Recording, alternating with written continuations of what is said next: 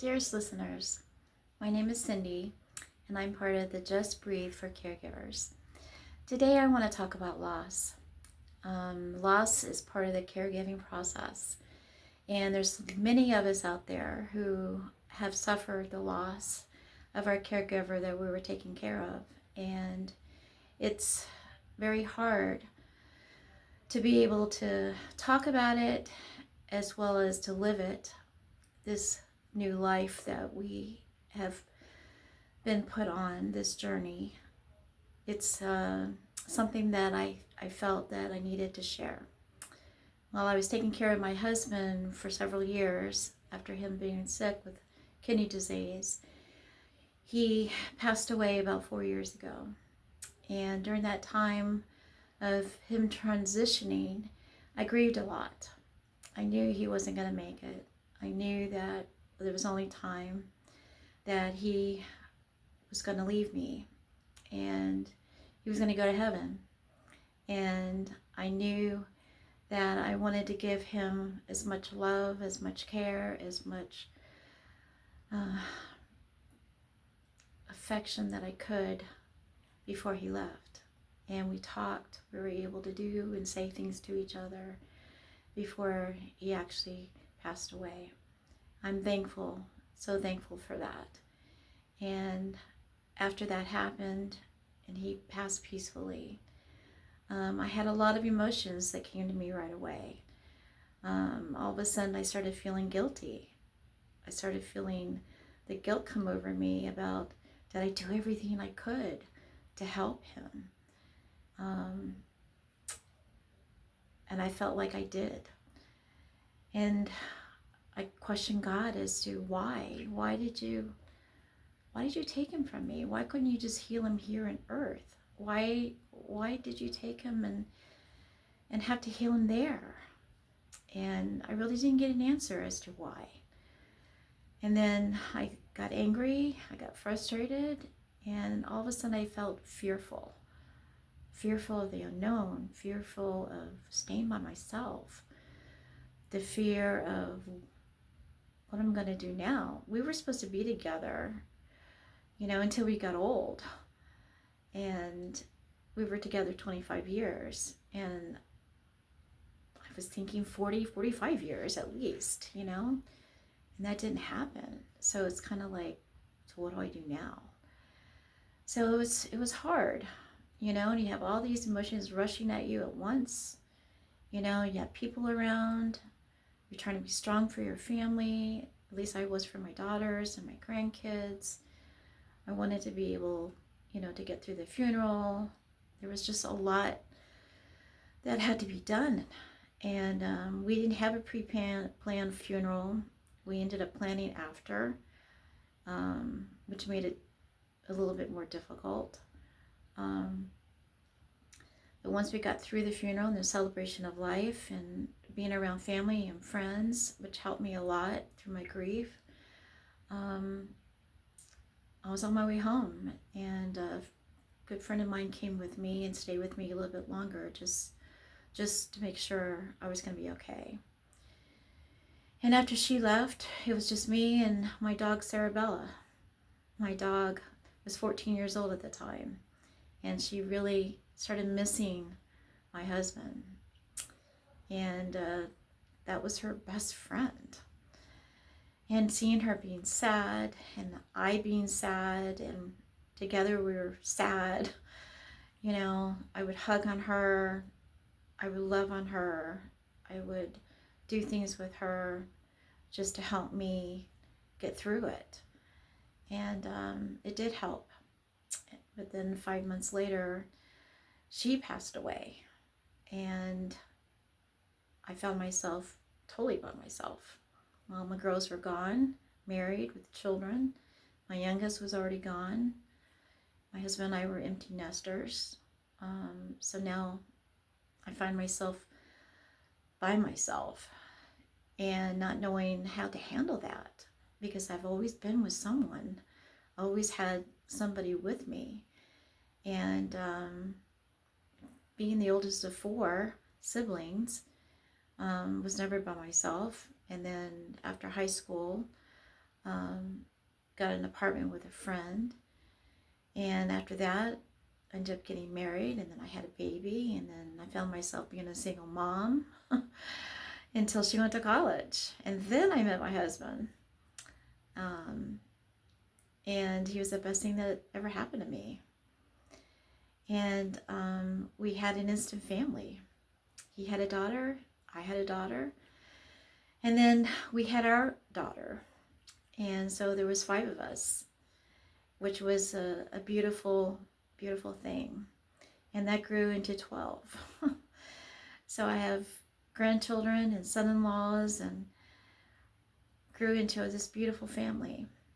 And even though I had all that, I didn't have them around me as much. They lived in different states, and then my youngest was still, near me. But most of my friends and family were gone and lived elsewhere. So having to go back to work as caregiving my children, I have working families and I caregive children. I went back to work soon after the funeral, thinking that would be the only way I can start helping myself. And also trying to figure out who I was. That was a big thing for me, because I had all these identities I had all my life, being a caregiver, being a sister, being a mom, being a daughter, being a friend, being a wife. It was just, I had all these labels. As a professional, I ended up, just wearing these different hats, that I ended up putting on and taking off and putting back another one on and on and on and on. And I did that, all my life. And now it's like, what hat do I put on now? And I didn't know what to do. So my journey started being able to figure out who I was, who is Cindy, and trying to figure out what I wanted to do. And I realized I no longer had a purpose, and that was confusing for me because I always had a purpose, but now it was like I had no purpose. So what do I do now? And I questioned God a lot. I questioned him as to why he took him. I questioned him, why didn't he heal him? I questioned, why did he heal him in heaven? Why did he decide to leave me behind? So there was a lot of different things that I started questioning and trying to find answers to.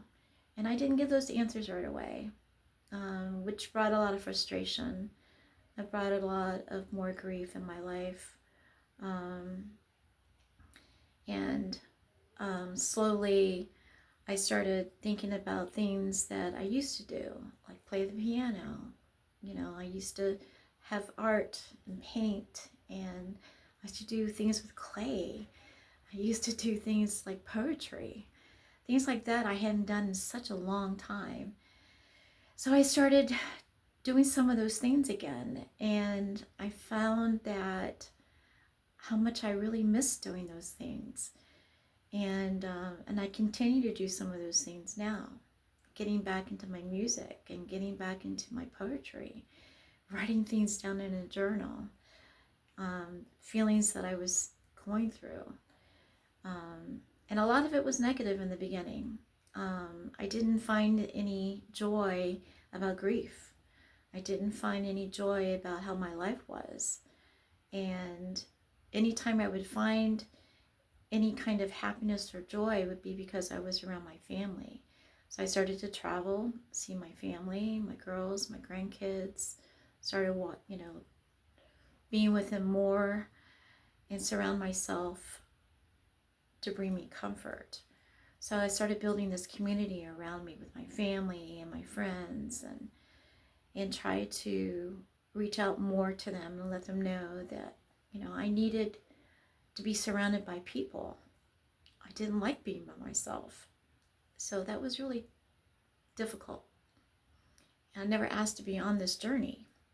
And I felt like losing my husband was nothing like how it was when I lost my dad. It was nothing like how it was when I lost my grandparents or I lost my aunt, and his parents passed away. And losing him was just so different for me.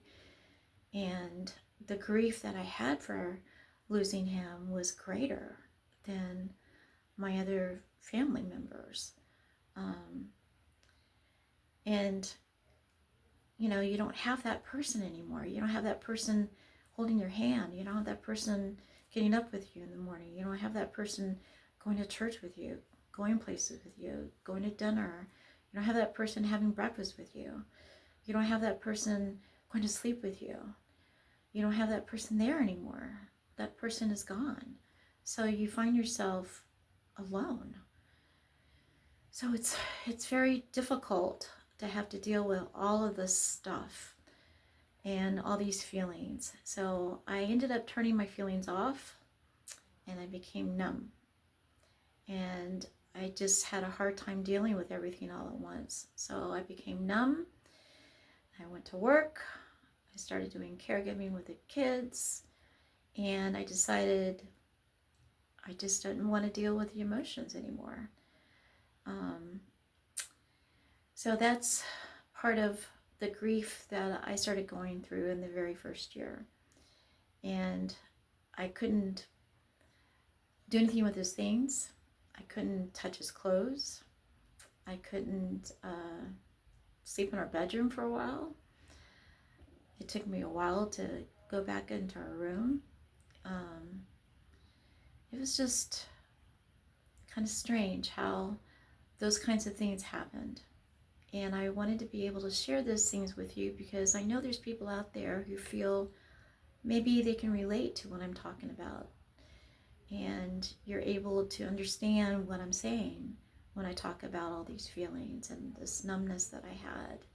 And even though I knew he was in a better place and I knew that he was healed now, I didn't find joy in that right away, And I mean, I'm being honest about this because I couldn't see how I could live my life the way I had, and I no longer could.